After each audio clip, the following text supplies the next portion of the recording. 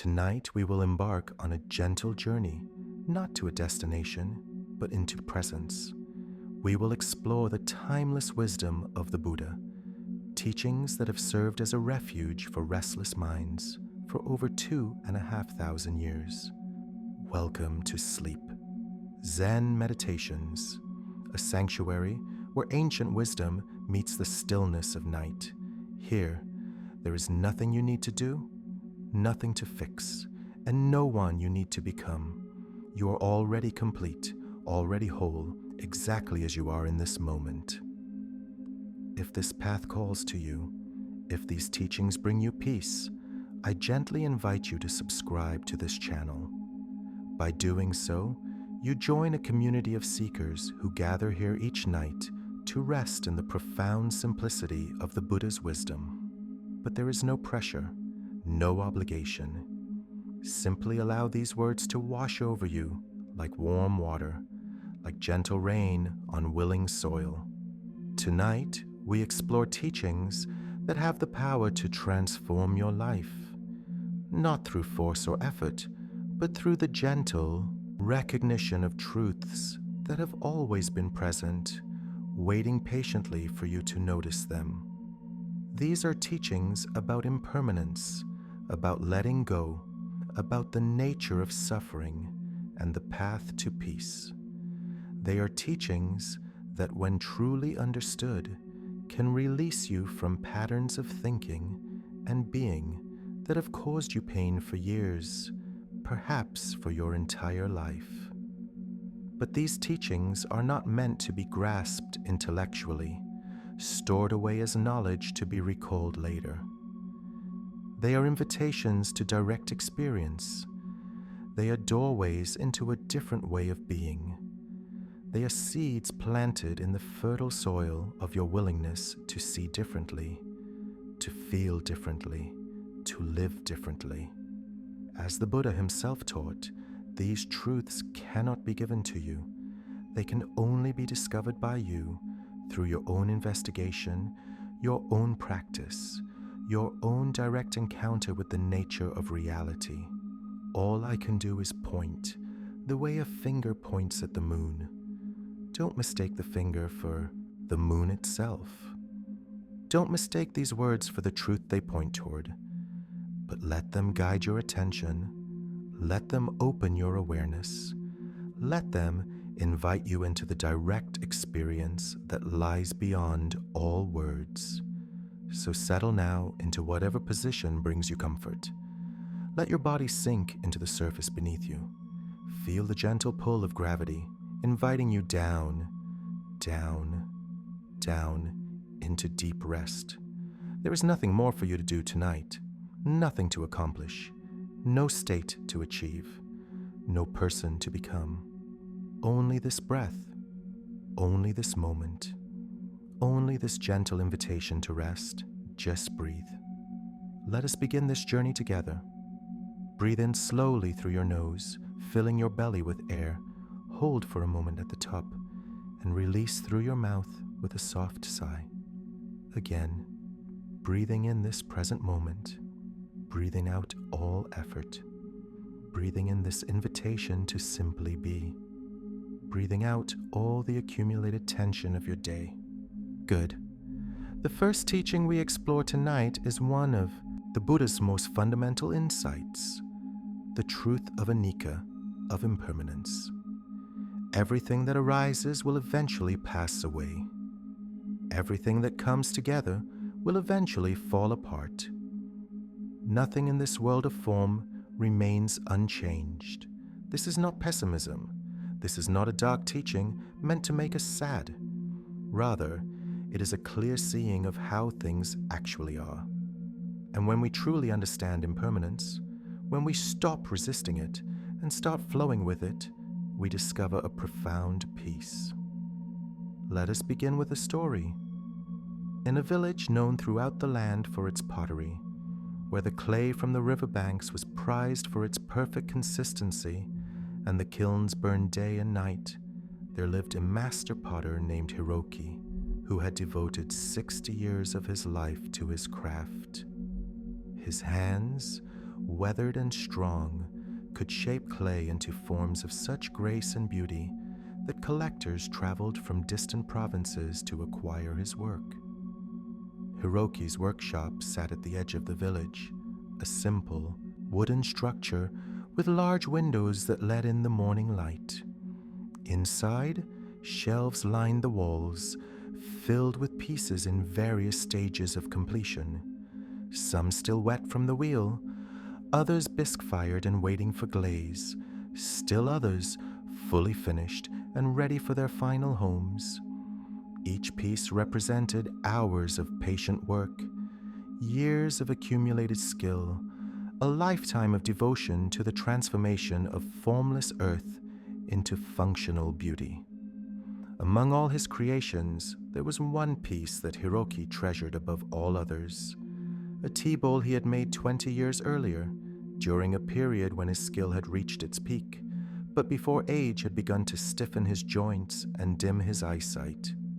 The bowl was perfect, not perfect in the sense of being flawless, for it bore the subtle irregularities that showed the hand of its maker, but perfect in the sense of being exactly what a tea bowl should be.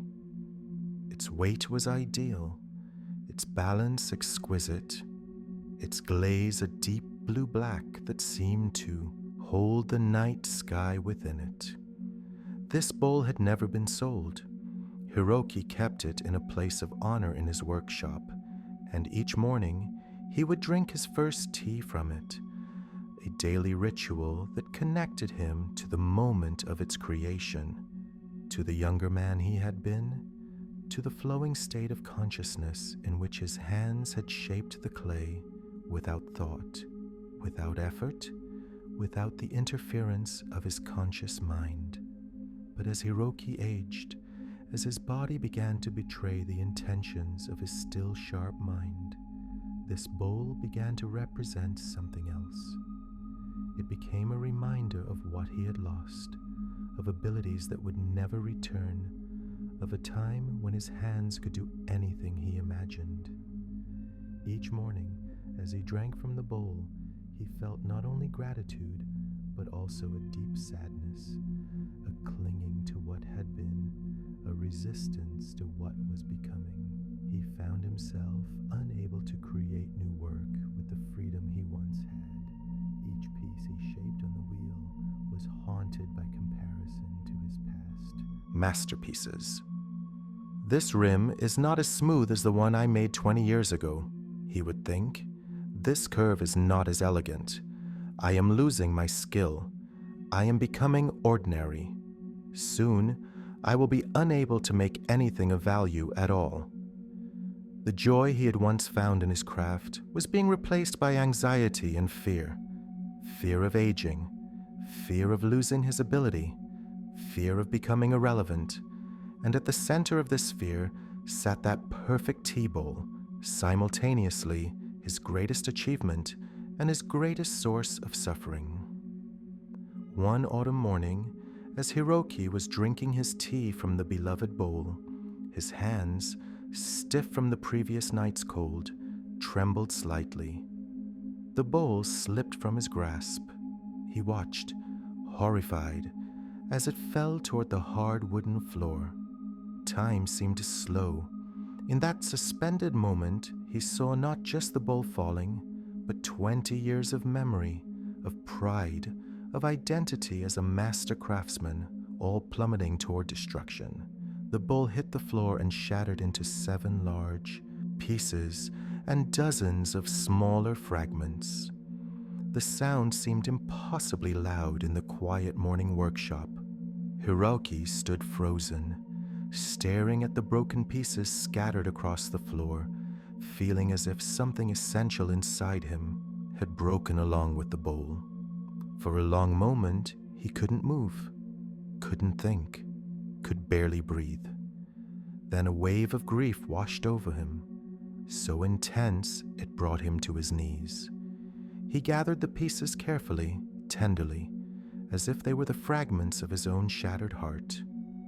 Tears fell freely as he held the largest piece, the one that had been the bottom of the bowl, bearing the mark he had pressed into the clay all those years ago. "Gone," he whispered. 20 years of cherishing this bowl, and now it's gone, destroyed by my own failing hands. He sat on the floor of his workshop, surrounded by the pieces, feeling the weight of impermanence in a way he had never felt before. Everything breaks. Everything ends. Everything beautiful is also fragile. And we, with our aging bodies and our attachment to what cannot last, are powerless to prevent the inevitable dissolution of all we hold dear. As he sat there in his grief, the door to his workshop opened. An old woman entered, someone Hiroki recognized vaguely from the village but had never spoken with. She moved slowly, leaning on a walking stick, her face deeply lined but her eyes bright and clear. "I heard the sound of breaking," she said gently.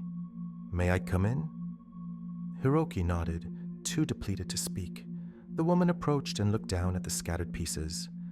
"Ah," she said, "a tea bowl. It was beautiful, wasn't it?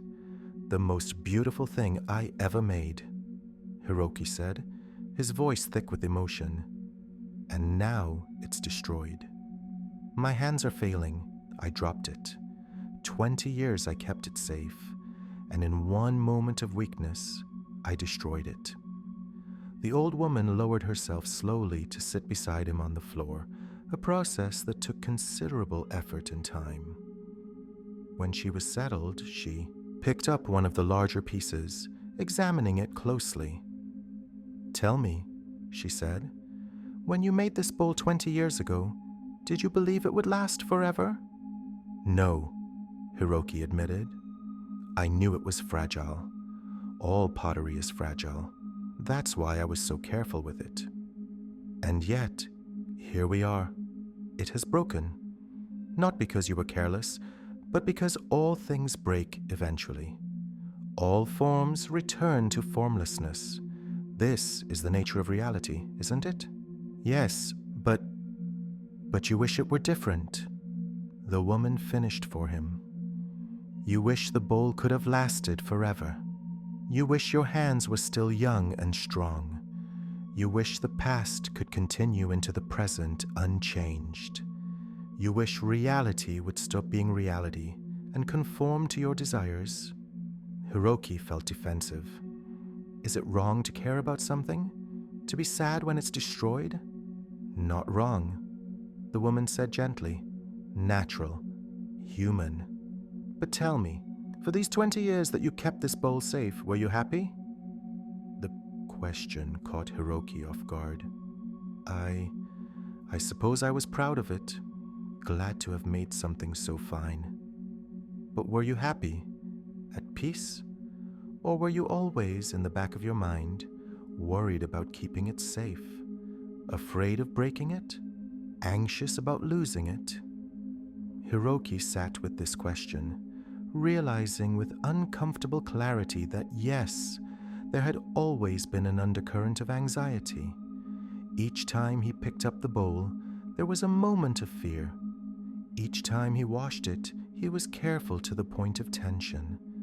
The bowl's beauty had brought him pride, but it had also brought him a constant, low-level worry that he might lose it. The Buddha taught about attachment, the old woman continued, and how it creates suffering. Not love, attachment. Not appreciation, clinging. When we cling to things, when we try to make the impermanent permanent, when we demand that what must change remain unchanged, we create suffering for ourselves. She held up the fragment of pottery, turning it in. The light. This bowl was always going to break. Maybe today, maybe years from now, but eventually. Everything that is made will be unmade. Everything that comes together will fall apart. Your body, my body, this workshop, this village, even the mountains and the seas. All of it is temporary. All of it is changing. All of it will eventually return to the elements from which it arose. "So what's the point?" Hiroki asked, feeling the despair of meaninglessness. If everything is temporary, if everything breaks, why create anything? Why care about anything? "Ah," the old woman said, her eyes lighting up. "Now you're asking the right question. Let me show you something." She began to gather the pieces of the broken bowl, arranging them on the floor. In my country's tradition, there is an art called kintsugi, golden joinery. When a precious bowl breaks, instead of throwing it away or trying to hide the damage, we repair it with lacquer mixed with gold. The cracks are not hidden, but highlighted, made beautiful, celebrated. She traced her finger along the edge of one of the broken pieces. The repaired bowl is considered more beautiful than the original. Why? Because it tells a story. It shows that it has lived, has been used, has been broken and mended. The golden seams are a testament to its journey, to its imperfection, to its resilience. The bowl becomes more precious for having been broken. Hiroki looked at the pieces with new eyes. "You're saying I should repair it?" "I'm saying you have a choice," the woman said. "You can cling to what the bowl was, grieve what you've lost, and let this breaking destroy not just the bowl, but your peace of mind, your joy in your craft, your ability to be present with life as it unfolds. Or you can accept the breaking as part of the bowl's story, as part of your story, and find a way to honor what it was while allowing it to become something new." She paused, letting her words settle. "More than that, I'm inviting you to see that the breaking of this bowl is a teaching. It's showing you what's always been true, but what you've been avoiding. Nothing lasts. Nothing can be held forever. Everything you love, everything you create, everyone you care about, it will all change, will all eventually be lost. This is not tragedy. This is just how things are." "But it feels like tragedy," Hiroki said. "Because you're resisting it," the woman replied. "Because you're saying, this shouldn't have happened. This is wrong. This is unfair." But the bowl doesn't know it's broken. The pieces don't grieve for their former wholeness. Only you do, because only you are resisting what has happened. She gestured to the workshop around them, to the shelves full of pottery. "How many of these pieces will still exist in 100 years? In 200? In 1,000? They will all break, all return to dust, all be forgotten. Does this make them worthless? Does this mean you shouldn't have made them? No," Hiroki said slowly. "They had value while they existed. They brought beauty into the world, even if only for a time." "Yes," the woman said, "and this tea bowl had value for 20 years. It gave you pleasure. It was beautiful. It served its purpose, and now that chapter is ended. But you are still here. Your hands, though not as strong as they were, can still shape clay. Your mind, though aware of its own aging, still holds decades of accumulated wisdom. You have not ended. You are still becoming.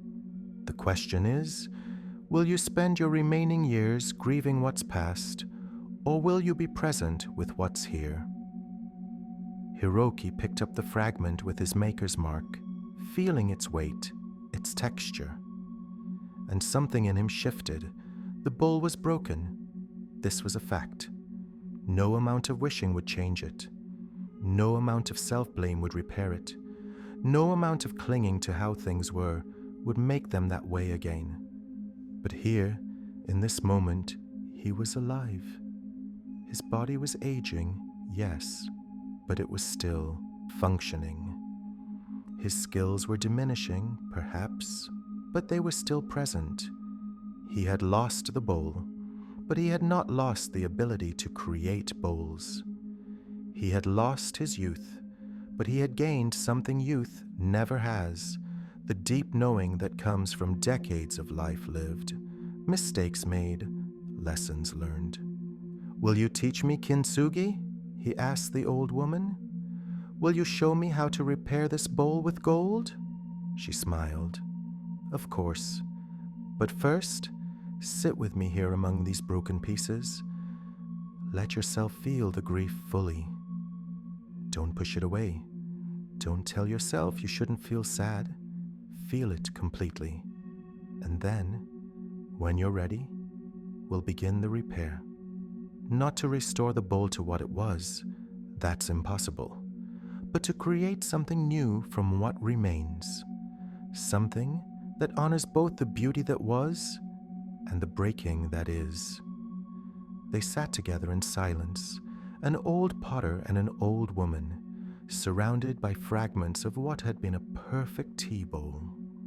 And in that silence, Hiroki began to understand what the Buddha meant by anicca, by impermanence, not as a philosophical concept, but as a lived truth. Everything changes, everything ends. Everything that comes together falls apart, and resisting this truth creates suffering. Accepting it creates peace. Not the peace of having what you want, but the peace of accepting what is. The peace of releasing your grip on what cannot be held. The peace of loving without clinging, appreciating without demanding permanence, creating without attachment to what's created. Over the following weeks, the old woman, whose name was Kumiko, taught Hiroki the art of kintsugi. Together, they carefully cleaned the broken pieces. They mixed the urushi lacquer, a process that required patience and precision. They applied it to the broken edges and fitted the pieces back together. And finally, they mixed gold powder into the lacquer and traced it along the seams, highlighting rather than hiding the breaks. The process was slow, meditative, full of waiting. The lacquer needed time to cure between steps. There was no rushing it, no forcing it to happen faster than its nature allowed. And in this slow work, Hiroki found himself learning to be present in a way he hadn't been for years. When the bowl was finally complete, it was not the same bowl it had been. The golden seams caught the light in new ways. The pattern of the breaks created a kind of asymmetrical beauty that no intentional design could have achieved. It was still usable as a tea bowl, but it was also now a work of art that told a story of perfection achieved, of loss suffered, of acceptance found, of beauty created from brokenness. Hiroki held the repaired bowl, feeling its familiar weight, but also its newness, and he realized that he too had been broken and repaired. His attachment to the perfect past had broken. His resistance to aging and change had shattered, and in the breaking, he had been given the opportunity to be put back together differently. Not restored to what he was, but transformed into something new. His work changed after that. He still made pottery, but without the constant comparison to his younger self's creations. He made pieces that were simpler, perhaps less technically perfect, but imbued with a different quality, a quality of acceptance, of presence, of someone who had stopped fighting against impermanence and started flowing with it. And each morning, he drank his tea from the kintsugi bowl, the one that had been perfect and broken and repaired. Its golden seams reminded him that everything breaks, everything changes, everything ends, and that this is not tragedy, but simply the nature of existence, a nature to be accepted, embraced, even celebrated. For the beauty of life lies not in making things permanent, which is impossible, but in fully appreciating their temporary nature. in loving completely while they're here, in letting go gracefully when they're gone, in finding peace, not by resisting change, but by accepting it as the fundamental truth of existence. This is the teaching of impermanence. This is the wisdom of anicca. This is the path to peace. This story reveals one of Buddhism's most profound and practical teachings, the truth of impermanence, and how our resistance to it creates suffering. The Buddha taught that there are 3 marks of existence, 3 characteristics that apply to all conditioned phenomena. The first of these is anicca, impermanence. Everything that arises passes away. Everything that is born dies. Everything that comes together falls apart. Nothing in this world of form remains unchanged. This might seem like a depressing teaching at first. After all, if everything we love will eventually be lost, if everything we create will eventually be destroyed, what's the point? Why care about anything? Why invest ourselves in anything? Why love if love leads to loss? But the Buddha wasn't teaching nihilism. He was teaching clear seeing. He was inviting us to look directly at the nature of reality without the comforting delusions we usually maintain. And when we see reality clearly, when we truly understand impermanence rather than just intellectually acknowledging it, something remarkable happens. We find freedom. The suffering Hiroki experienced when his bowl broke was not caused by the breaking itself. The bowl was an inanimate object. It felt no pain when it shattered. The suffering was caused by Hiroki's attachment to the bowl, his clinging to it as a symbol of his past abilities, his resistance to the inevitable truth that all things break. For 20 years, Hiroki's relationship with that bowl was colored by anxiety. Not constantly. It wasn't as if he consciously worried about it every moment. But there was always an undercurrent of fear, a low-level stress about keeping it safe. And paradoxically, this anxiety about losing the bowl prevented him from truly enjoying it. His appreciation was always tinged with the fear of loss. This is what attachment does. It takes something we love and turns it into a source of suffering. Not because there's anything wrong with the thing itself, but because we cling to it, we demand that it remain unchanged. We resist the inevitable truth that it will not last forever. The Buddha made a crucial distinction between love and attachment. Love is open. Attachment is grasping. Love appreciates things as they are. Attachment demands they stay the same. Love can exist in the present moment. Attachment lives in fear of the future. We can love deeply, care profoundly, appreciate fully, and still hold everything lightly, knowing that all of it is temporary. Kumiko's teaching about kintsugi is beautiful because it doesn't deny the reality of breaking. It doesn't pretend that nothing was lost. The bowl was broken. This is a fact. But it offers a different relationship with brokenness. Instead of trying to hide the cracks, restore the object to its original state, or discard it as worthless, kintsugi honors the breaking as part of the object's story. The golden seams say, yes, this broke. Yes, this changed. Yes, this is no longer what it was, and this is beautiful. This is such a powerful metaphor for how we might relate to all the changes, losses, and endings in our own lives. We all break sometimes. We all experience loss. We all go through periods when we are no longer who we were, and we have a choice in how we relate to these experiences. We can resist, deny, try to return to what we were. We can see our brokenness as failure, our changes as loss, our scars as flaws to be hidden. Or we can do what Kintsugi does, honor the breaking as part of our story, integrate it rather than reject it, and discover that we are perhaps more beautiful for having been broken and mended than we ever were in our original, unbroken state. This teaching of impermanence is especially relevant as we prepare for sleep. So much of our mental activity that prevents rest involves resistance to impermanence.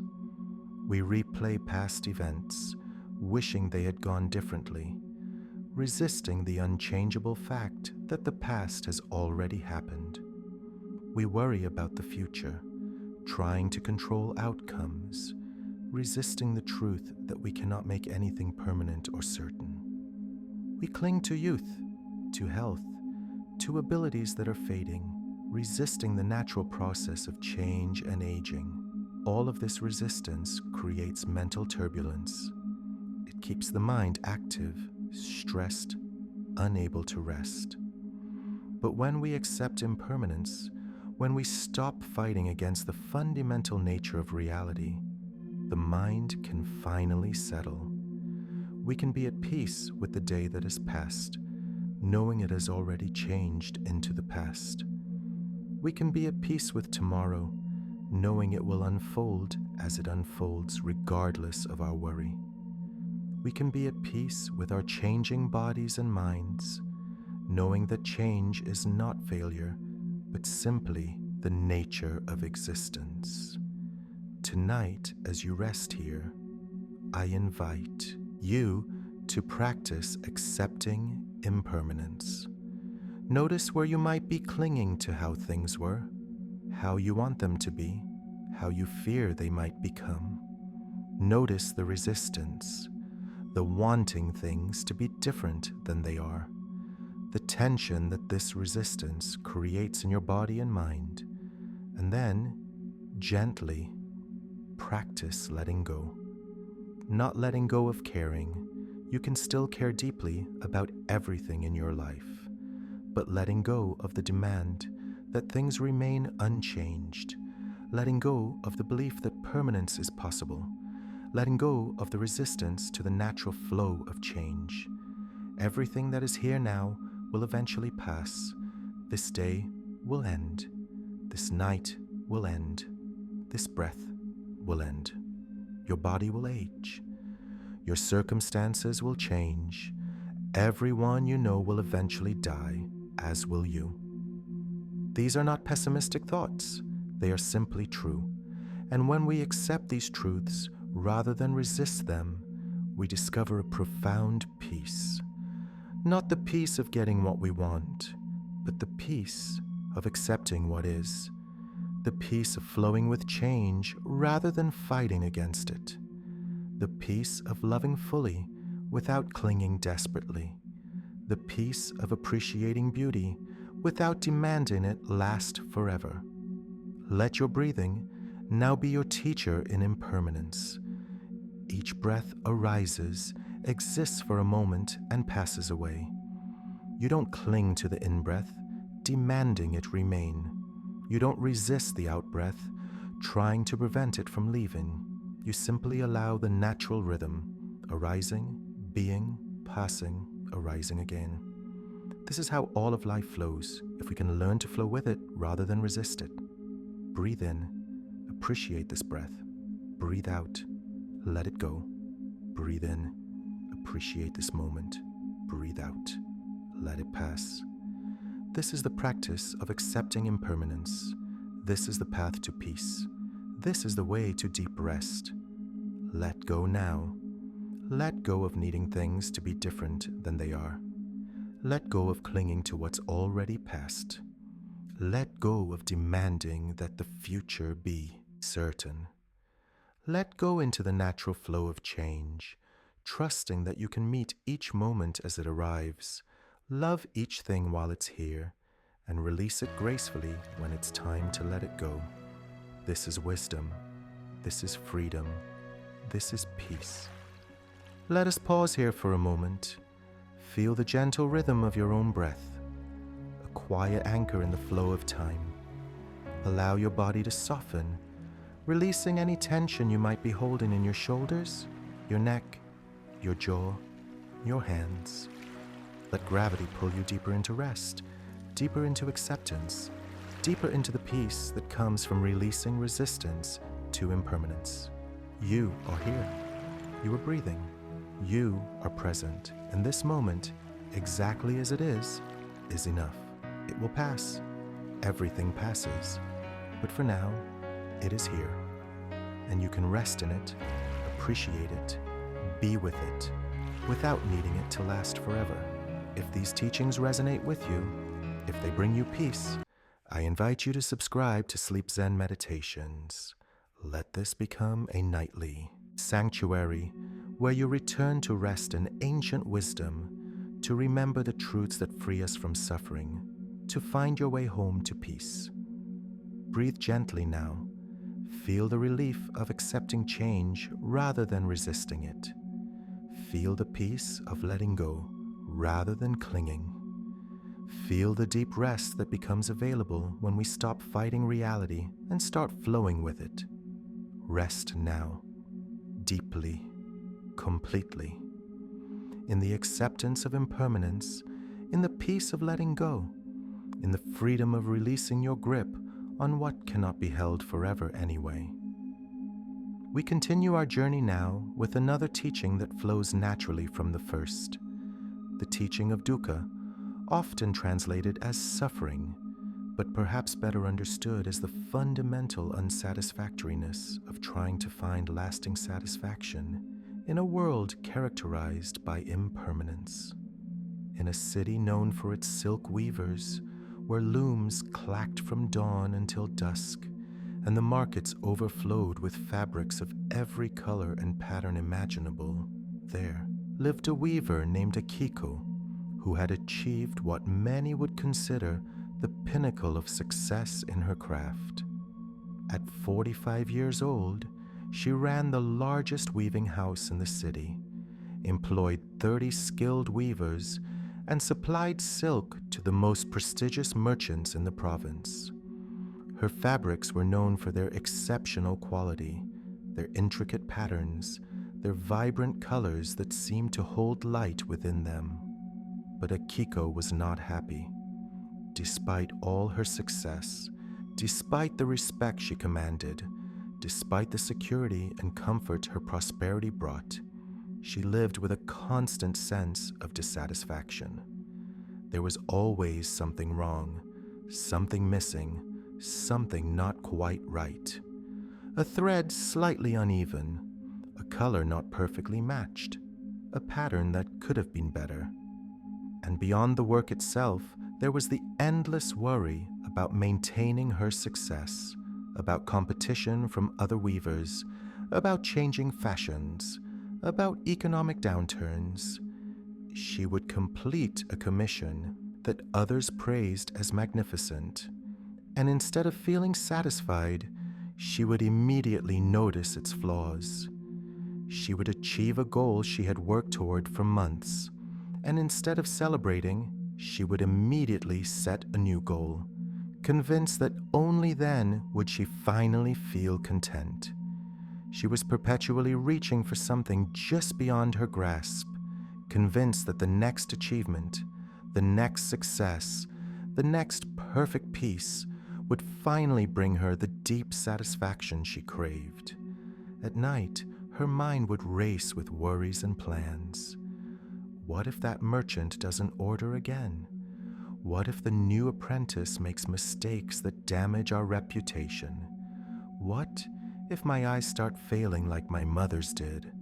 What if the silk shipment is delayed? What if? What if? What if? Sleep came reluctantly, if at all, and even in sleep her mind continued working, weaving patterns of anxiety and ambition into her dreams. One evening, exhausted from another day of never quite being satisfied with anything, Akiko walked to clear her mind. Without conscious intention, her feet carried her to a small temple on the outskirts of the city. a humble place she had passed 1,000 times but never entered. Something about the quiet of the evening, the soft glow of lanterns in the temple courtyard, drew her inside. In the main hall, she found an old monk sitting in meditation. She meant to slip away without disturbing him, but he opened his eyes and smiled at her. "Welcome," he said simply. "Please sit if you like." Akiko sat on a cushion near the door, not sure why she had entered or what she was seeking. They sat in silence for a few minutes. Then, surprising herself, she spoke. "Master, forgive me for disturbing you, but may I ask you something?" "Of course," the monk said. "I've achieved everything I once dreamed of achieving. I run a successful business. I'm respected in my craft. I have security, comfort, even some wealth. And yet, I'm never satisfied, never at peace, never content. There's always something wrong, something missing. Why can't I just be happy with what I have?" The old monk smiled with gentle understanding. "What you're describing is what the Buddha called dukkha. It's often translated as suffering, but it means more than just pain. It means the fundamental unsatisfactoriness of trying to find lasting happiness in a world where everything is impermanent and constantly changing." "But I work hard," Akiko protested. "I achieve my goals. I create beautiful things. Shouldn't that bring satisfaction?" "And does it?" the monk asked. Akiko paused for a moment, but then it fades, and I'm left reaching for the next thing, convinced that will be the one that finally makes me feel complete. "Yes," the monk said, "this is dukkha. Not because there's something wrong with you, but because you're trying to find lasting satisfaction in things that are by their nature impermanent. It's like trying to build a house on the surface of a river. No matter how well you build it, it cannot stand, because the foundation itself is constantly changing." He gestured around the simple temple. The Buddha taught that there are 3 kinds of dukkha. The first is the obvious suffering: pain, sickness, loss, death. The suffering that comes from unpleasant experiences. But the second kind is more subtle. It's the suffering that comes from pleasant experiences because they don't last. You achieve something, it feels good for a moment, then the pleasure fades and you're left grasping for the next thing. "So, I'm suffering even when things go well?" Akiko asked. "Not suffering in the sense of being in pain," the monk clarified, "but suffering in the sense of fundamental unsatisfactoriness. Even pleasant experiences can't provide the lasting fulfillment we seek from them because they're impermanent. They arise and pass away. And we, not understanding this, keep expecting them to finally, eventually, provide something they can never provide." "So, what's the answer? Should I stop wanting things? Stop trying to achieve anything?" "That's the 3rd kind of dukkha," the monk said. "The suffering that comes from the very process of seeking satisfaction in external circumstances. It's not that wanting or achieving is wrong. It's that looking for lasting peace in temporary things creates endless disappointment. You achieve a goal, feel satisfied briefly, then the mind immediately starts seeking the next thing. You complete a perfect piece of weaving, feel pride for a moment, then notice a flaw, or immediately compare it to some ideal and find it lacking. The mind trained in seeking is never at rest because there's always something more to seek." Akiko felt the truth of this in her body, a kind of exhaustion, a weariness of always reaching, always grasping, always being one step away from contentment. "So, how do I stop?" How do I find the peace I'm looking for? The monk smiled. That's the beautiful thing about the Buddha's teaching. He didn't just identify the problem, he showed the path to its solution. The peace you're seeking doesn't come from achieving the right things or having the perfect circumstances. It comes from understanding the nature of dukkha so deeply that you stop expecting things to provide what they cannot provide.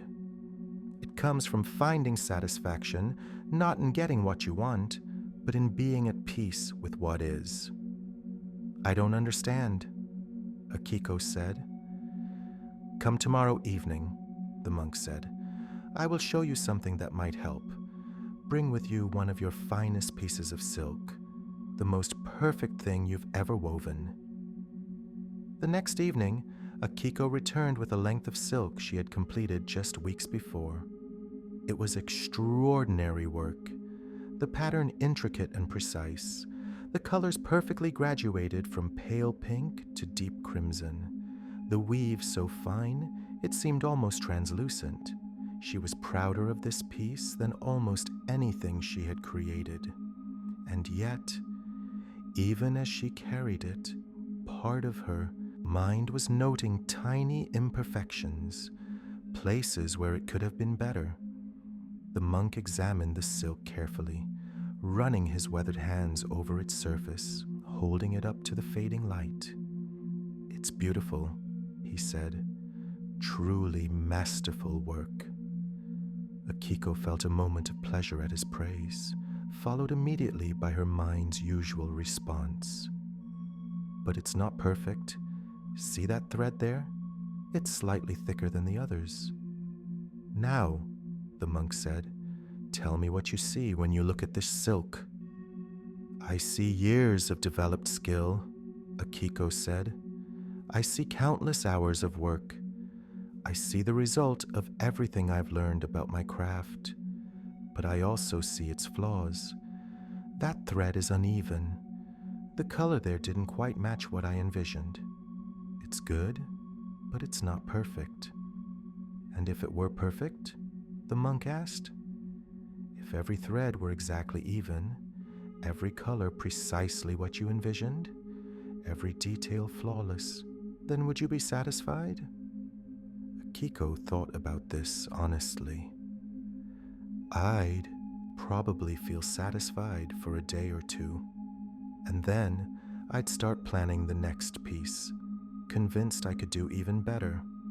Or I'd start worrying about whether I could maintain that level of perfection. Or someone would commission something even more challenging, and I'd be back to feeling inadequate again. Yes, the monk said, because satisfaction doesn't come from perfection. The mind seeking perfection is never satisfied, because perfection is an impossible ideal. There is always room for improvement, always something that could be better. The goalpost constantly moves. He held the silk up between them. The Buddha taught about dukkha not to make us despair, but to free us. When you understand that no external achievement will ever provide lasting satisfaction, you stop exhausting yourself trying to find that satisfaction externally. You stop putting conditions on your peace. I'll be happy when I achieve this. I'll be content when I create that. You realize that peace is available right now, not because circumstances are perfect, but because you've stopped demanding perfection from circumstances. How? Akiko asked. How do I do that? The monk handed the silk back to her. Start by practicing seeing clearly. Right now, look at this silk without judgment. Don't evaluate it as good or bad, perfect or flawed. Just see it as it is. Threads woven together, colors creating patterns, light moving through the weave. What do you notice when you look without the constant commentary of evaluation? Akiko looked at the silk, trying to silence the voice in her head that always judged, compared, found lacking. At first, it was nearly impossible.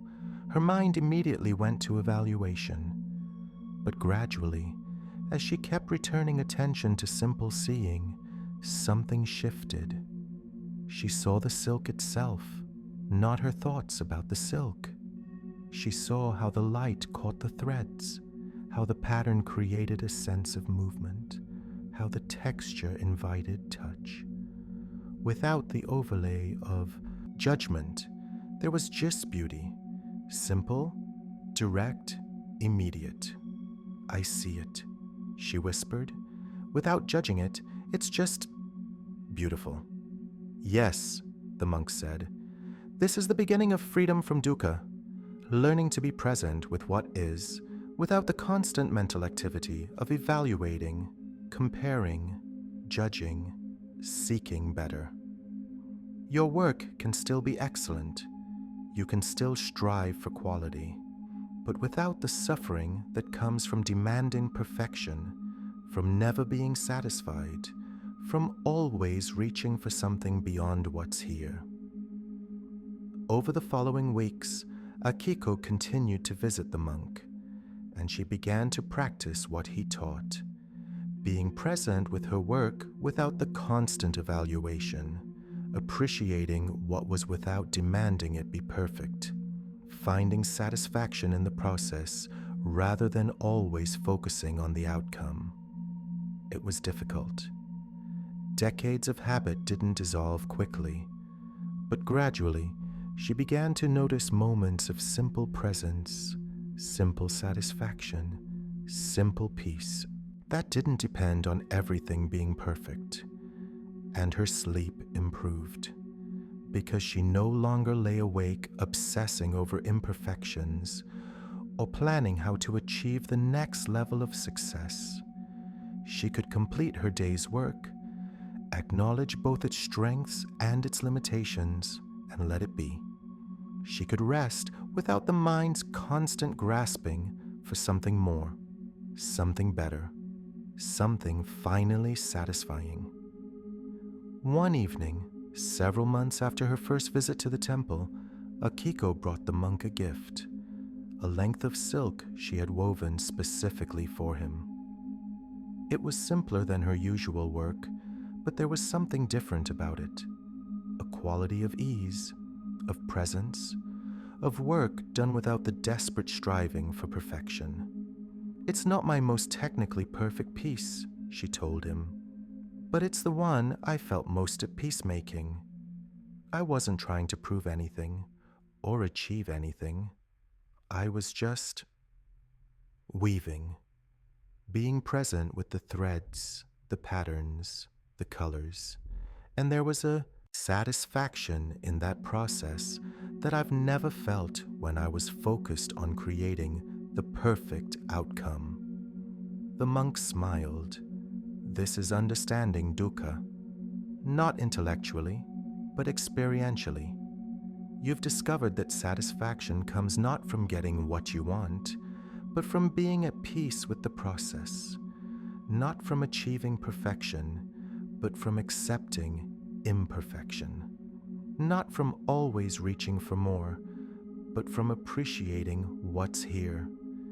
This is the path the Buddha taught, not renouncing the world, but changing your relationship with it, not achieving nothing, but releasing attachment to achievement, not stopping caring, but stopping the suffering that comes from demanding things be other than they are." Akiko bowed deeply. "Thank you for showing me this path." "I showed you nothing," the monk said. "You discovered it yourself by looking clearly at your own experience. The Buddha can point the way. Teachers can offer guidance, but the understanding must be your own, arising from your direct investigation of the nature of satisfaction and dissatisfaction in your own life." Years later, Akiko's weaving house was still successful, still respected. But she ran it differently. She still encouraged excellence, still taught her apprentices with dedication. but without the driven desperation that had characterized her earlier years. When work went well, she appreciated it without clinging to it. When challenges arose, she met them without catastrophizing. When pieces were completed, she could acknowledge both their beauty and their imperfection without suffering over the gap. And her teaching became known for something beyond technical skill. Students said that learning from Akiko taught them not just how to weave silk, but how to be at peace while weaving, how to find satisfaction in the process rather than only in outcomes, how to create beauty without being tormented by the gap between reality and perfection.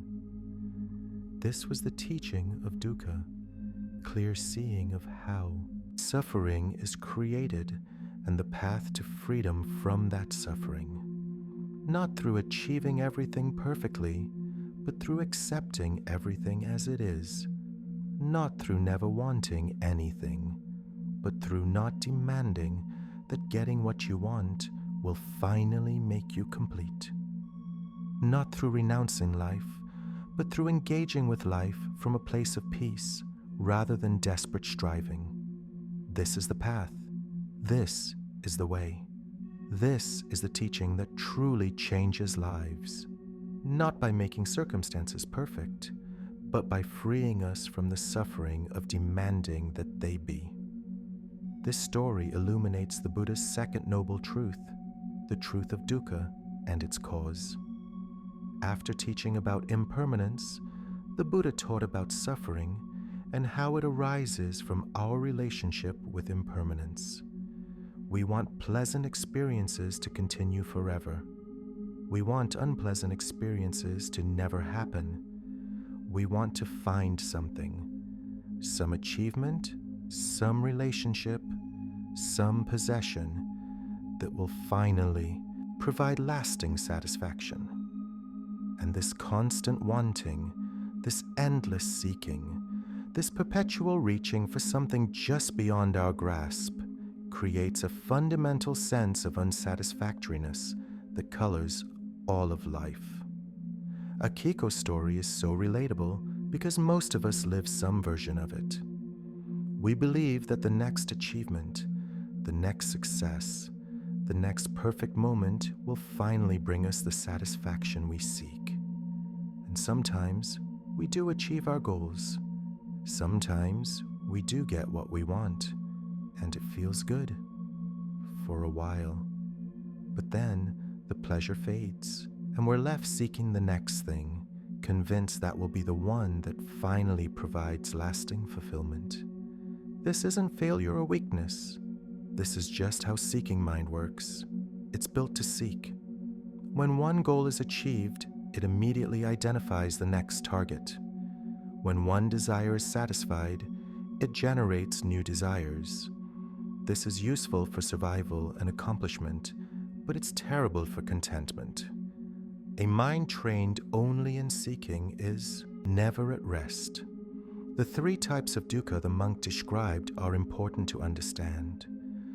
First, there's the obvious suffering, pain, loss, grief, the suffering that comes from unpleasant experiences. This is what we usually think of when we hear the word suffering. Second, there's the subtler suffering, the suffering that comes from pleasant experiences because they don't last. We enjoy something, then it ends, and we suffer over its ending or over our inability to make it permanent. Third, and perhaps most subtle, is the suffering that comes from the very process of constantly seeking satisfaction in things that are by nature impermanent and incapable of providing lasting fulfillment. Understanding these types of dukkha is not meant to make us despair. It's meant to free us. When you understand that no external circumstance will ever provide permanent satisfaction, you can stop exhausting yourself trying to arrange circumstances perfectly. You can stop putting your peace on hold. until some future condition is met. You can discover the peace that's available right now, not because everything is perfect, but because you've stopped demanding perfection. This teaching is particularly relevant as we prepare for sleep. So much of what prevents rest is the mind's constant evaluation and seeking, reviewing the day, finding all the ways it wasn't perfect, planning tomorrow, trying to ensure it goes better, worrying about future outcomes, trying to control what can't be controlled.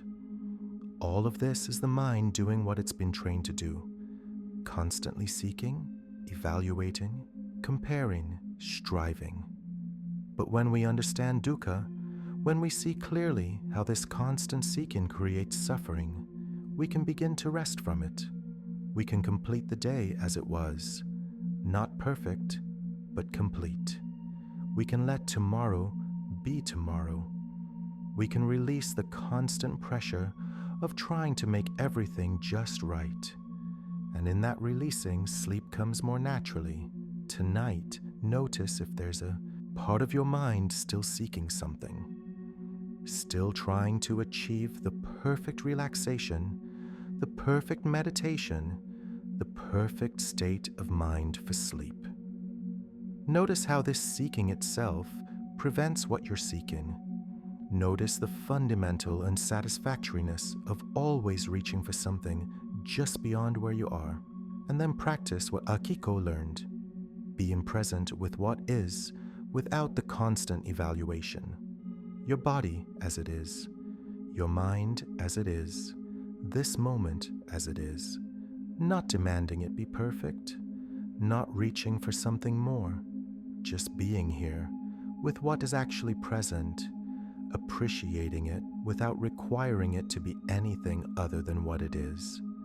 This is the path out of dukkha, not through achieving everything perfectly, but through releasing the demand for perfection, not through never wanting anything, but through not making your peace contingent on getting what you want, not through renouncing life, but through engaging with it from a place of acceptance rather than desperate, grasping. Rest now in this acceptance. Rest in the peace that doesn't depend on circumstances. Rest in the satisfaction that comes not from having everything you want, but from being at peace with what is. This is deep rest. This is true peace. This is freedom from the endless suffering of seeking. Breathe. Be. Rest. Just as you are. Just as this moment is. Complete. Whole. Enough. Let us pause once more. Take a slow, deep breath. Feel your body resting. Feel how it is exactly as it is in this moment. Not perfect, but here. Not ideally relaxed, but relaxing. Not in some special state, but in this actual state. And notice, this is enough. You are enough. This moment is enough. Release the seeking. Release the reaching. Release the constant evaluation of whether you're doing this right, whether you're relaxed enough, whether sleep is coming. Let all of that go. Just be here. Just rest. Just allow yourself to be exactly as you are, which is complete and whole and worthy of peace exactly as you are. If these teachings serve you, if they help you find your way to peace, please subscribe to Sleep Zen Meditations.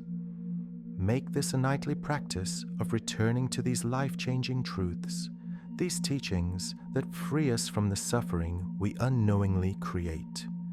Rest deeply now. Rest in the freedom from seeking. Rest in the peace of accepting what is. Rest in the understanding that satisfaction comes not from perfect circumstances, but from being at peace with circumstances as they are. You are home. You are complete. You are enough. Rest. We continue our journey deeper into the life-changing teachings of the Buddha, exploring now the path of letting go and the freedom that comes from non-attachment. There is an old story of a monk who lived in a mountain monastery where the winters were harsh and the summers brief but beautiful. This monk, whose name was Kensho, had devoted 40 years to meditation practice and the study of Buddhist teachings. He was known throughout the region for his wisdom, his compassion, and his deep understanding of the Dharma. But Kensho had one possession that he treasured above all others, a small jade statue of the Buddha that had been passed down through 7 generations of monks in his lineage. The statue was ancient, carved by a master craftsman centuries ago, and it was said to hold special blessing power. Kensho's own teacher had given it to him on his deathbed, pressing it into Kensho's hands with the words, "Guard this well. It connects you to all who have practiced before you."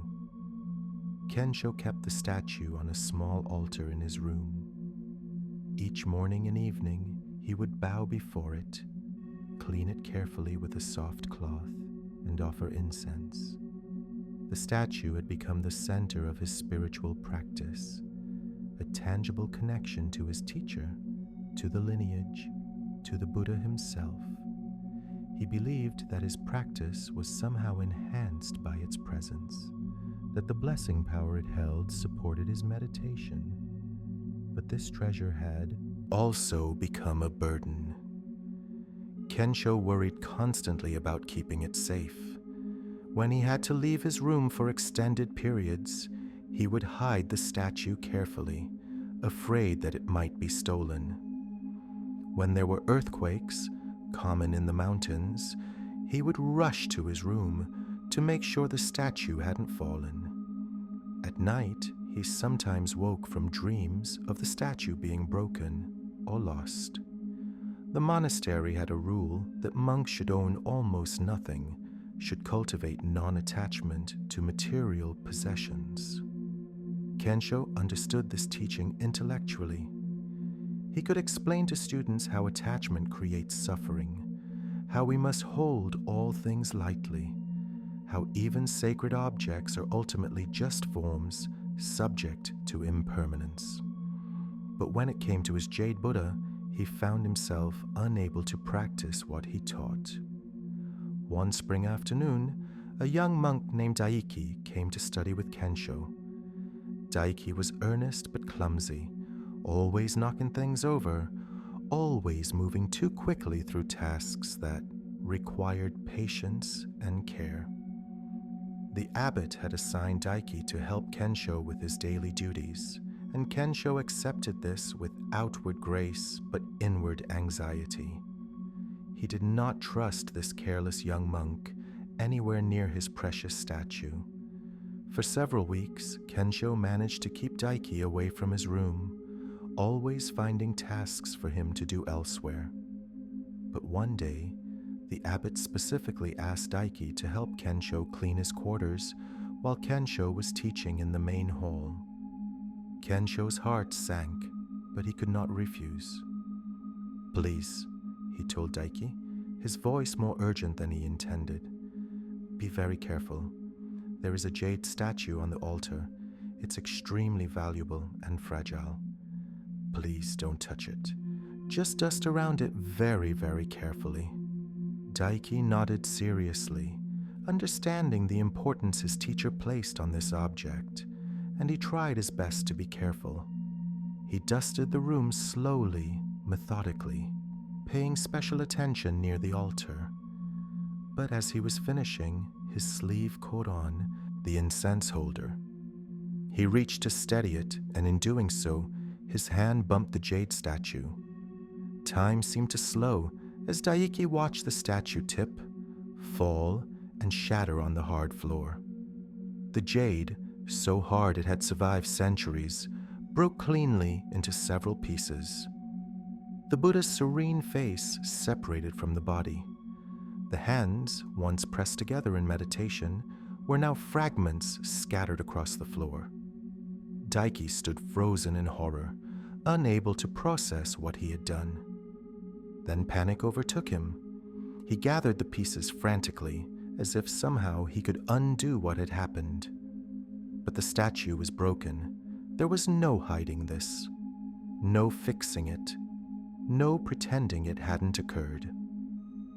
When Kensho returned from teaching and saw Daiki kneeling on the floor, surrounded by pieces of jade, he felt as if his own heart had shattered along with the statue. 40 years of care, 7 generations of safeguarding, his teacher's final gift, all destroyed in a moment by this careless boy. The rage that rose in Kensho was intense, volcanic. He wanted to shout, to strike, to punish this monk who had destroyed something irreplaceable. But even in his fury, his training held. He stood in the doorway, breathing, feeling the anger pulse through his body, watching Daiki's face contorted with guilt and fear. And then, something unexpected happened. Beneath the anger, beneath the grief, Kensho felt something else. Relief. A strange, surprising sense of lightness. The thing he had worried about for 40 years had finally happened. The statue had broken, and he was still here, still breathing, still whole. The breaking of the statue had not destroyed him. "Master," Daiki said, his voice shaking with tears, "I am so sorry. I was trying to be careful. I know how precious it was to you. I understand if you want me to leave the monastery. I understand." "Stop," Kensho said quietly. He entered the room and sat down beside the pieces. He picked up the fragment with the Buddha's face, turning it in his hands, feeling its weight, its smooth surface. "Master?" Daiki said uncertainly. Kensho looked at the young monk's terrified face and felt compassion rise. This boy was suffering intensely, convinced he had committed an unforgivable act. And what was he suffering over? A broken object, just clay and glaze and age. Not a person, not a life, just a thing. "Daiki," Kensho said gently. "Thank you." "Thank you?" Daiki looked confused. "But I broke your most precious possession. How can you thank me?" "You have given me a profound teaching," Kensho said. "For 40 years, I have been teaching about non-attachment while being completely attached to the statue. I told myself I was honoring my teacher, honoring the lineage, honoring the Buddha.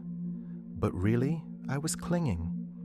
I was making my peace dependent on keeping this object safe. And in doing so, I was creating constant anxiety, constant fear of exactly what just happened." He held up the Buddha's face.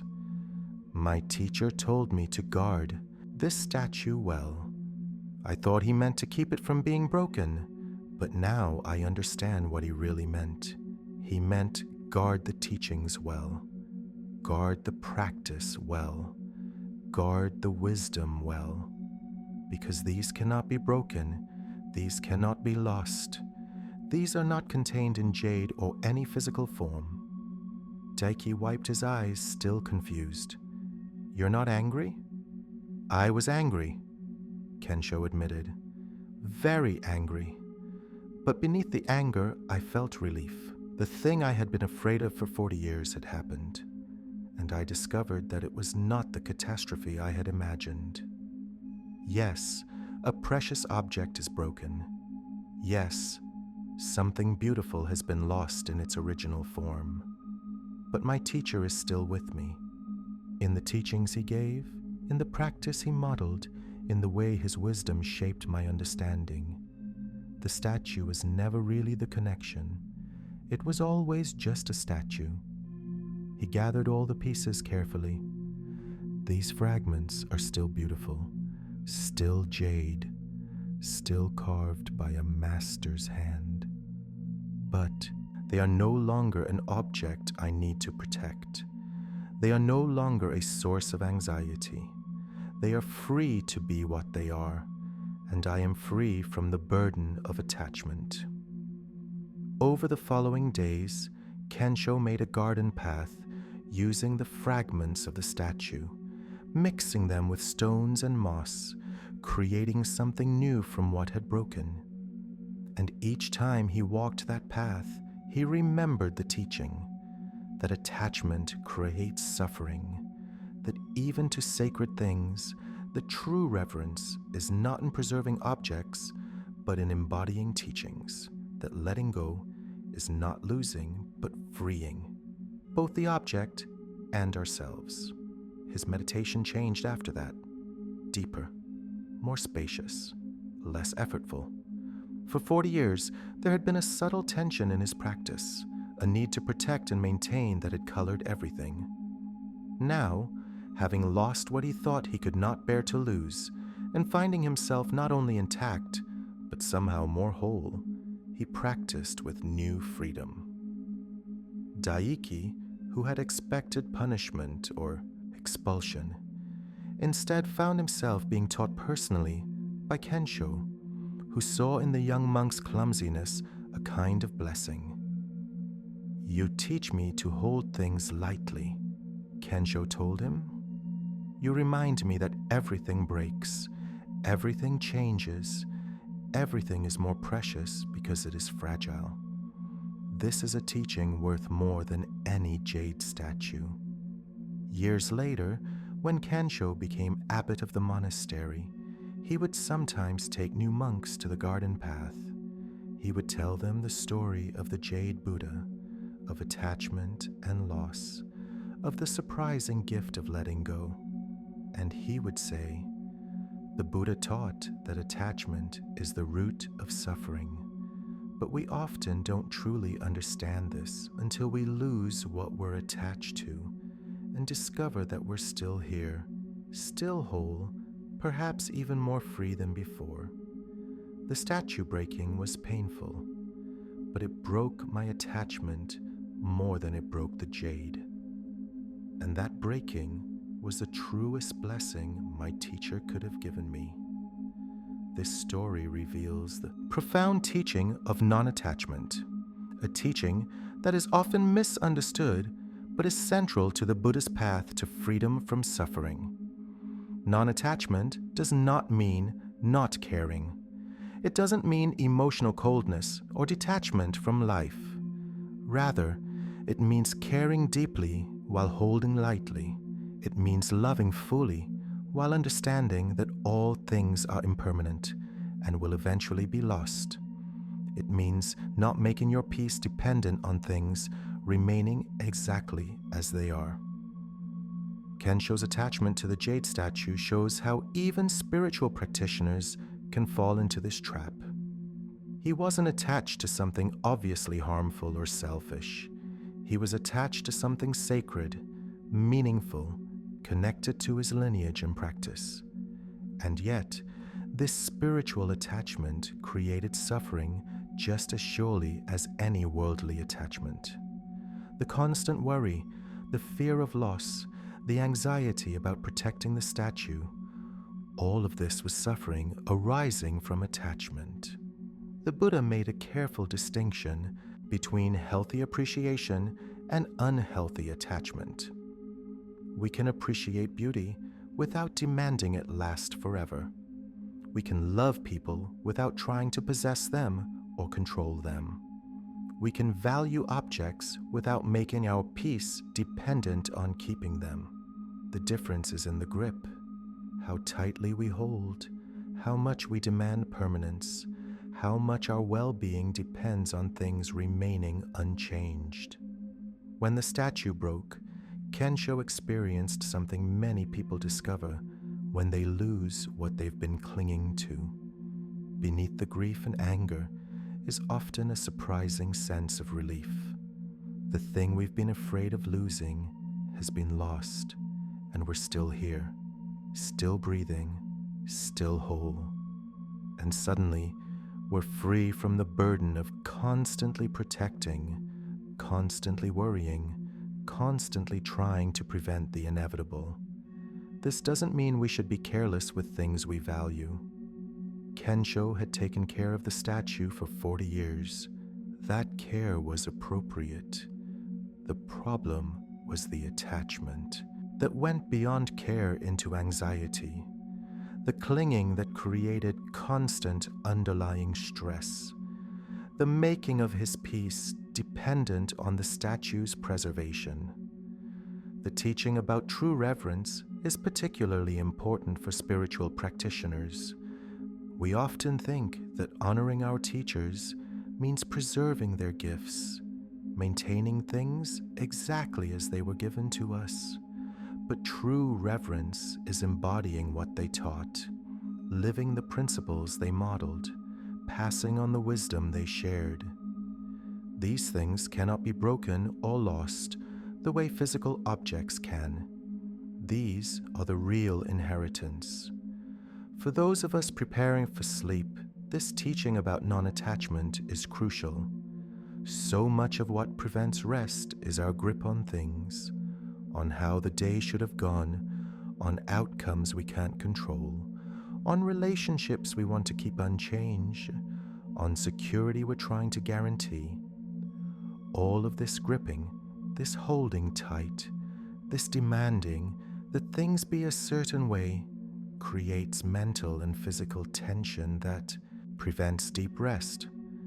The practice is learning to hold everything more lightly, to care without clinging, to love without possessing, to work toward goals without making your peace depend on achieving them, to appreciate what's here while it's here, and to let it go gracefully when it's time to let it go. Tonight, as you rest, notice what you might be holding too tightly. Maybe it's an outcome you're attached to. Maybe it's a relationship you're afraid of losing.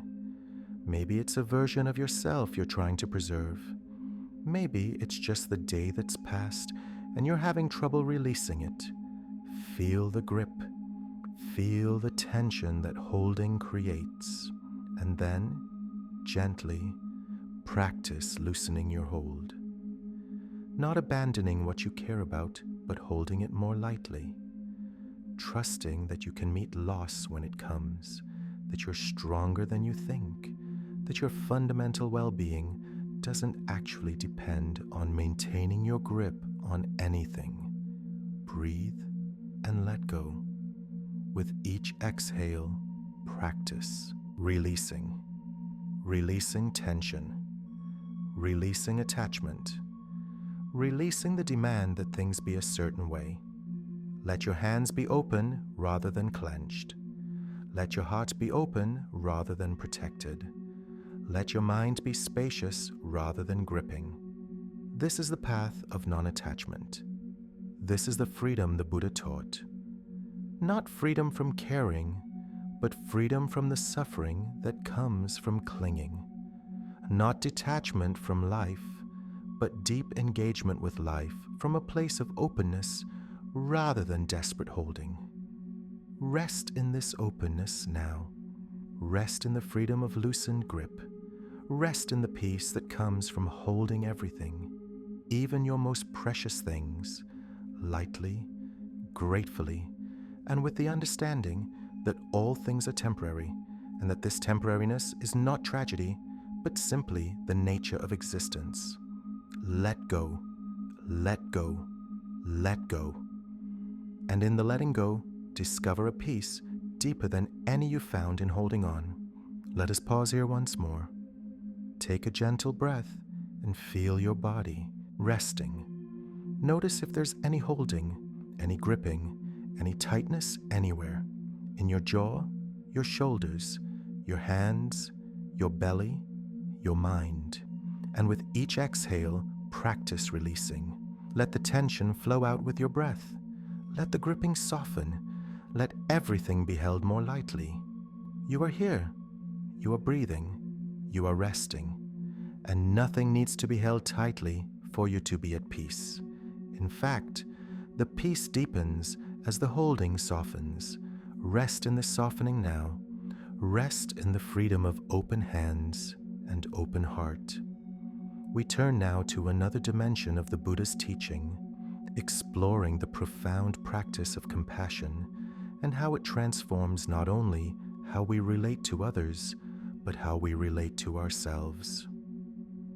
In a village where the main road connecting two major cities passed through, there lived a baker named Tomo, who ran a small shop that served travelers and locals alike.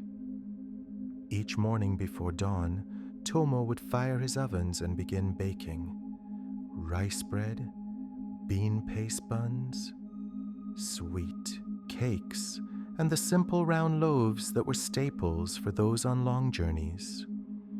Tomo was known for his generosity.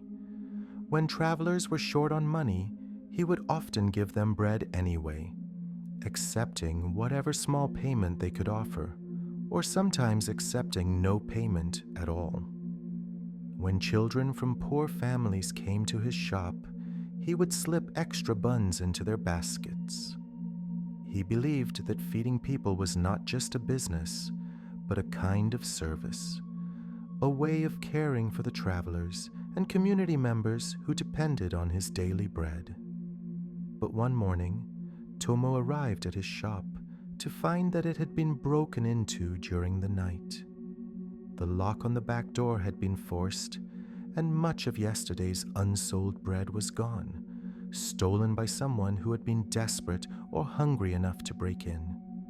Tomo stood in his ransacked shop, feeling a complicated mix of emotions: anger at the violation, frustration at the loss, but also something else, a kind of sadness for whoever had been desperate enough to break in rather than simply ask for help. The theft was reported, and the village constable said he would investigate, but the perpetrator was not hard to find. That very afternoon, a young man named Shin was caught trying to sell some of the stolen bread in the next village. He was brought back in chains, his face a mask of defiance mixed with fear. The constable brought Shin to Tomo's shop. "Here is your thief," the constable said. "What punishment do you wish to request?" Tomo looked at the young man. Shin was perhaps 19 or 20, thin to the point of gauntness, his clothes worn and dirty. His eyes held the hard edge of someone who had suffered much and expected to suffer more. In those eyes, Tomo saw not a criminal, but a person who had been driven by desperation to do something he probably knew was wrong. "No punishment," Tomo said quietly. The constable looked surprised. "But he stole from you. He broke your lock." "Surely, no punishment," Tomo repeated. "But I would like to speak with him alone, if you'll permit it." The constable was reluctant but agreed, leaving Shin in Tomo's custody with a warning to call if there was any trouble. When they were alone, Tomo gestured for Shin to sit. The young man sat warily, uncertain what was happening. "Are you hungry?" Tomo asked. Shin's defiance cracked slightly. "Yes." "When did you last eat a full meal?" 3 days ago." Tomo went to his kitchen and returned with fresh bread, some bean paste, and tea. He set it before Shin and watched as the young man fell on it, eating with the desperate intensity of someone who had been truly hungry. Tomo waited until Shin had eaten his fill before speaking again. "Tell me your story," Tomo said gently. "Not excuses, just the truth. How did you come to break into my shop?" And Shin, disarmed by this unexpected kindness, told his story. Orphaned young, raised in harsh circumstances, no trade, no connections, no luck finding steady work, traveling from town to town, looking for opportunity, finding only rejection, sleeping in forests and ditches, growing more desperate as hunger and cold wore down his body and spirit. Finally, so hungry he could barely think, seeing Tomo's shop and making the choice to steal rather than starve. "I know it was wrong," Shin said. "I deserve whatever punishment comes. I was so hungry, and I thought, what harm in taking bread that wasn't going to sell anyway. But I know that's just making excuses. There's no excuse for theft. Tomo listened to all of this with a heart that grew increasingly tender. You're right that what you did was wrong, he said. Not because theft is some abstract moral failing, but because it breaks trust, violates others, creates fear and suspicion. These things harm the social fabric that allows us all to live together. He paused. But I also understand how hunger can push someone to desperation.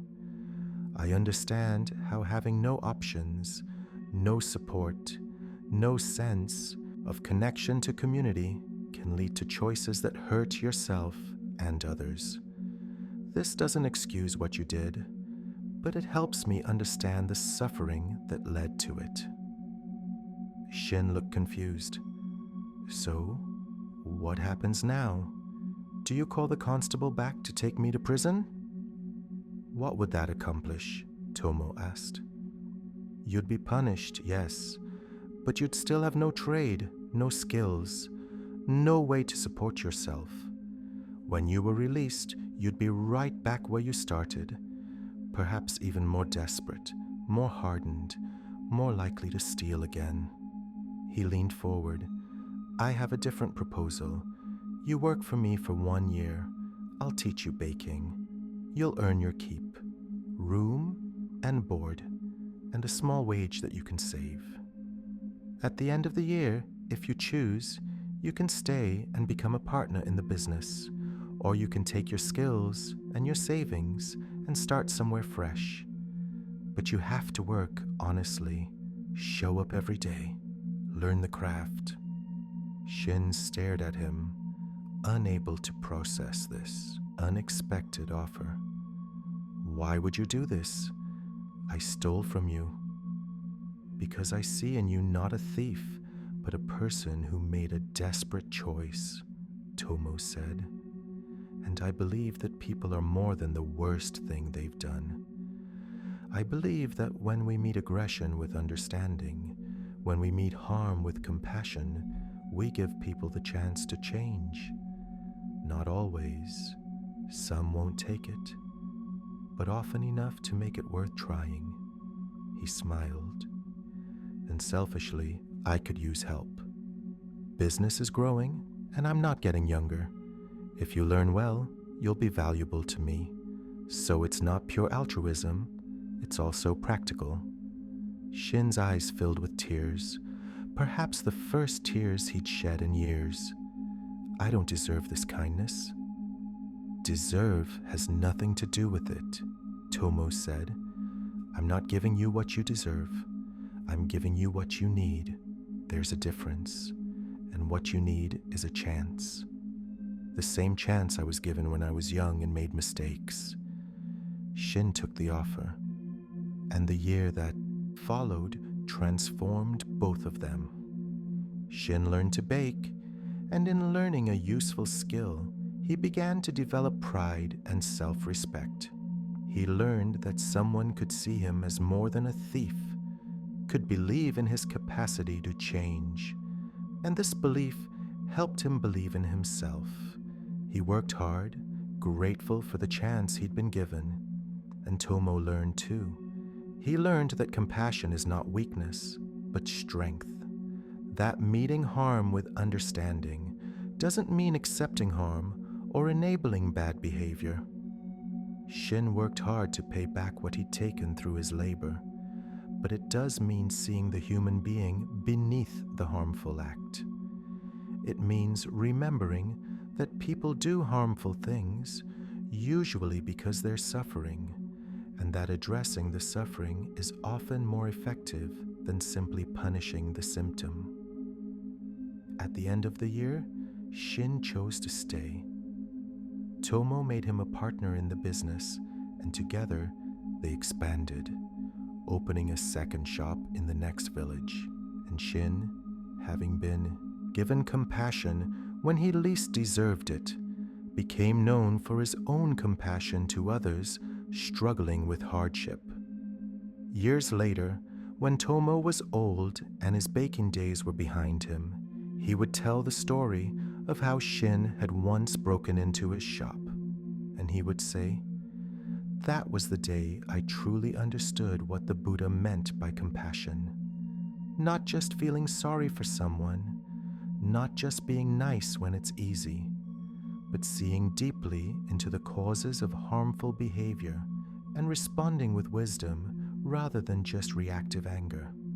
Compassion doesn't mean accepting harm, but it means understanding that people who cause harm are usually suffering themselves, and that punishment alone rarely heals suffering. What heals is being seen, being given a chance, being treated as capable of change." This story illuminates the Buddha's teaching on compassion, karuna in Sanskrit. Compassion is not sentimentality or mere niceness. It's not about being a pushover or accepting harmful behavior without boundaries. Rather, it's about seeing deeply into the nature of suffering and responding skillfully rather than merely reacting from anger or hurt. The Buddha taught that most harmful behavior comes from suffering. People who are at peace with themselves don't generally cause harm to others. It's those who are in pain, who are desperate, who are disconnected from their own basic goodness and from community, who act in harmful ways. This doesn't excuse harmful behavior. Tomo was clear with Shin that theft was wrong. But it provides a context for responding in ways that can actually reduce harm rather than just punishing it. Tomo's response to being robbed was remarkable, not because he was naive or weak. He recognized that Shin's action was wrong and needed to be addressed, but because he looked past the action to see the person and the circumstances that led to the action. He saw a desperate, hungry young man with no options, rather than just seeing a thief who deserved punishment. This kind of seeing is the heart of compassion. It's the ability to recognize that the person causing harm is also suffering, that their harmful action likely stems from their own pain, confusion, or desperation. This recognition doesn't make us passive in the face of harm. Shin had to work hard to make amends, but it changes how we respond.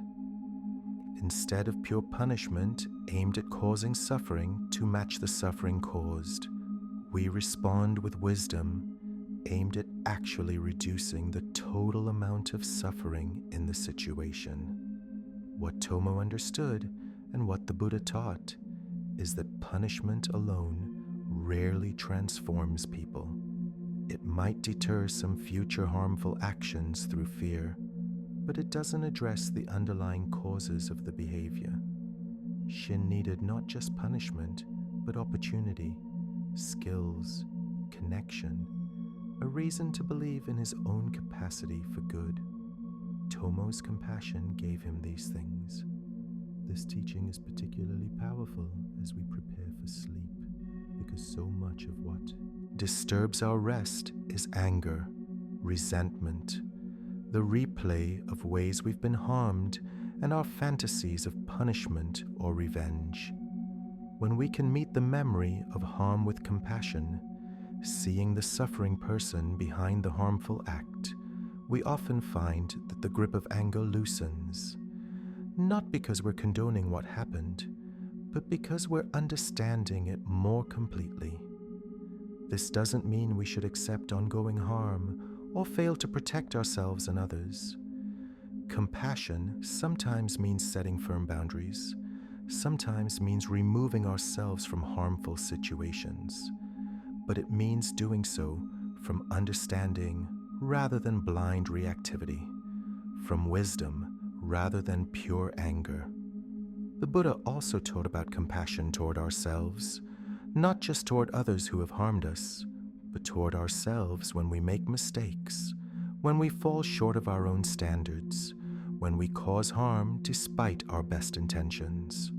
So often, We are harder on ourselves than we would ever be on someone else.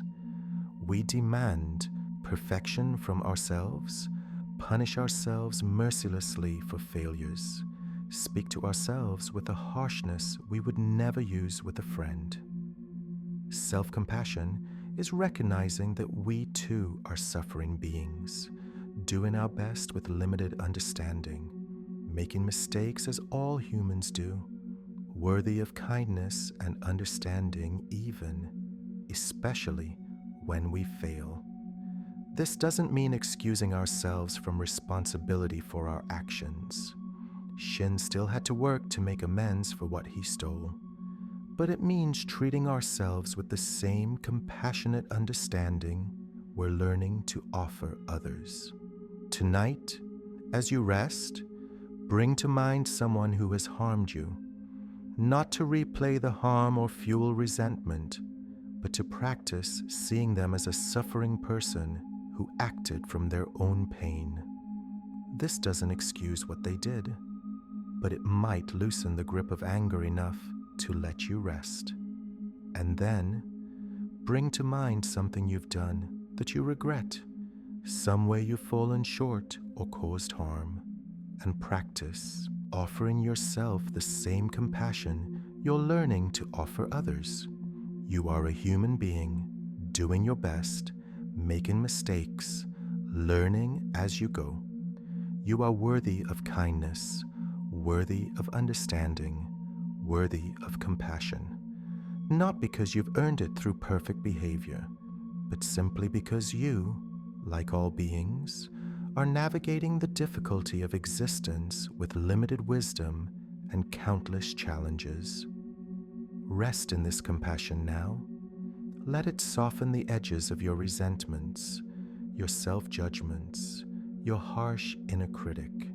Let it create space for rest, for peace, for the deep letting go that comes when we stop demanding perfection from ourselves and others, and simply meet ourselves and all beings with understanding, with kindness, with the recognition that we're all doing our best in a difficult world. Breathe gently. Feel compassion flowing through you like warm water, softening what is hard, loosening what is tight, creating space for peace. Rest in this compassion.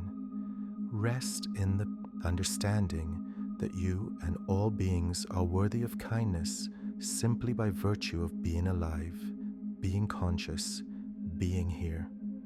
Let us pause once more in this gentle space. Feel your breath moving softly in and out. Feel your body resting, and feel, if you can, a sense of kindness toward yourself, toward this body that has carried you through this day, toward this mind that has tried its best to navigate complexity, toward this heart that continues to feel and care despite all the difficulty it has encountered. You are enough. You are worthy. You are deserving of rest, of peace, of compassion, not because you've achieved something or proven something, but simply because you are a being capable of suffering and therefore worthy of care. If these teachings have brought you peace, if they've helped you find your way toward rest, please consider subscribing to Sleep Zen Meditations. Make this a nightly practice of returning to these life-changing truths, these ancient teachings that still have the power to transform how we live, how we relate, how we rest. Breathe deeply now. Feel the peace that compassion brings, compassion for others and for yourself. Rest in this peace. Rest in the freedom from harsh judgment. Rest in the understanding that meets all beings, including yourself, with kindness. You are home. You are safe. You are held in compassion. Rest deeply now in this profound truth. Rest in the wisdom of the Buddhist teachings. Rest in the peace that has always been available, waiting for you to stop fighting and simply receive it.